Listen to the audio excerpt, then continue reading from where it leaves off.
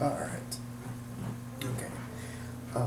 So I've got the same function working for another door, and I'm gonna show that to you, but I also wanted to show you guys how to clear save data. So for testing purposes, I have this, which is if I hit this key, and I can go through all that, it activates this function, which is the clear data, which is just this one node. There's another way, which is if you go into the exact file, if you go into your project file, there's a save folder, and then you just go to save games, and then you have the save data.save. So if you just delete this, you won't have any save data. But I just want to show you what I have and what I've got working.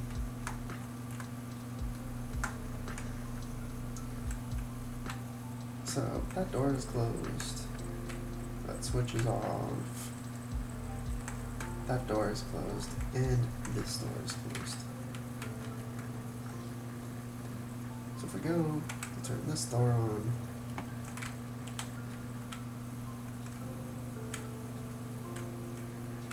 that door is now open. If I type in the code for this door is now open. So now all these doors are now open. And then to use my AD function to save the player's location, you can now quit. And now I'm back in this room, and now this door is open, and that door is open. So the keypad doors are open. And just to show you, I bound it to the K function, so if I hit K, I'll quit the game, hit play, and try to hit the load. Now,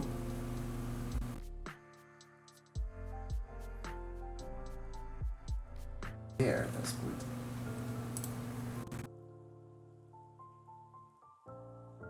Which is a bug I have to address.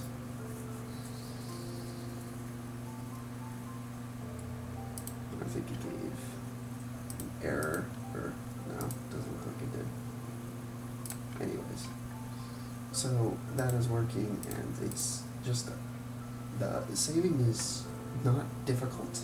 It's just a lot of communication with multiple things. Like just to save this is communicating between this, which is the actual door blueprint, to the game state, which has an event dispatcher, to the game object, and the game instance.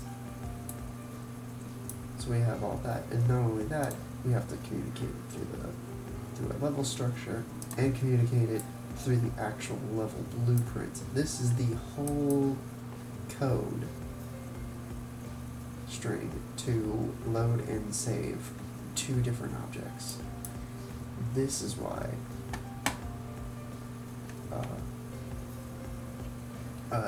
it's taking me a little bit of time to do this. This isn't complicated.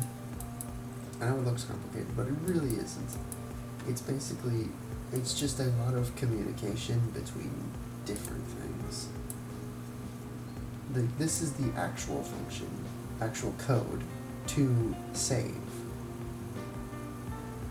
And all this is it gets the game instance, targets the variables and the slot name, it sets them, and then it saves them.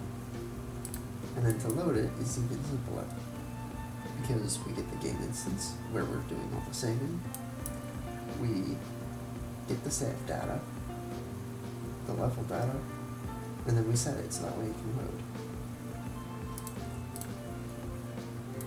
So like this is the code to save or load anything. It's really simple. The problem with this spaghetti monster is the communication.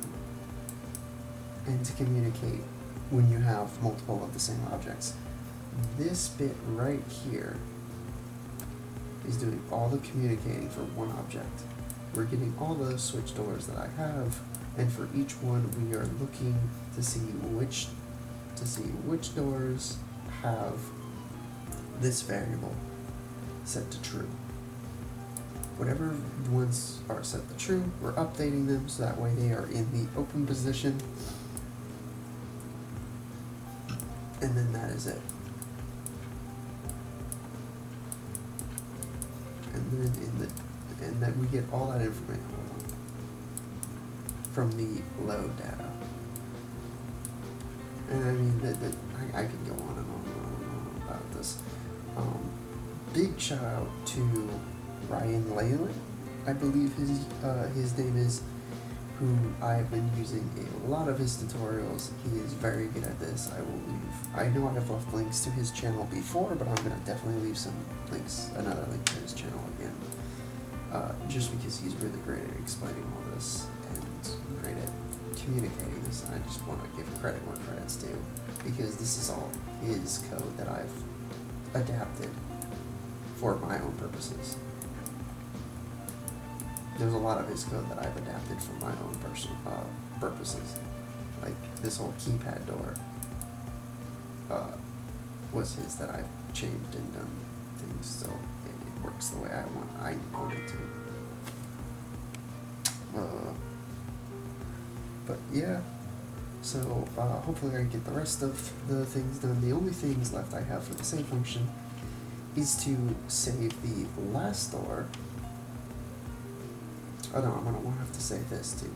Shit. So the last two doors, which is this and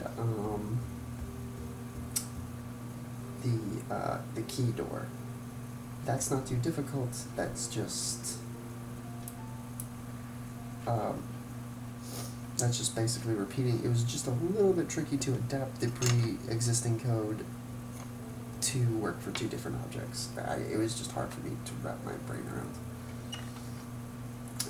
But once I have that, I have the player's location saved, and I have this. It's just doing a few bug fixes and making sure that it communicates between levels. Because the thing is, right now it's only saving the vector data. It's not saving what level I am currently on. So, but with that being said, I will see you guys.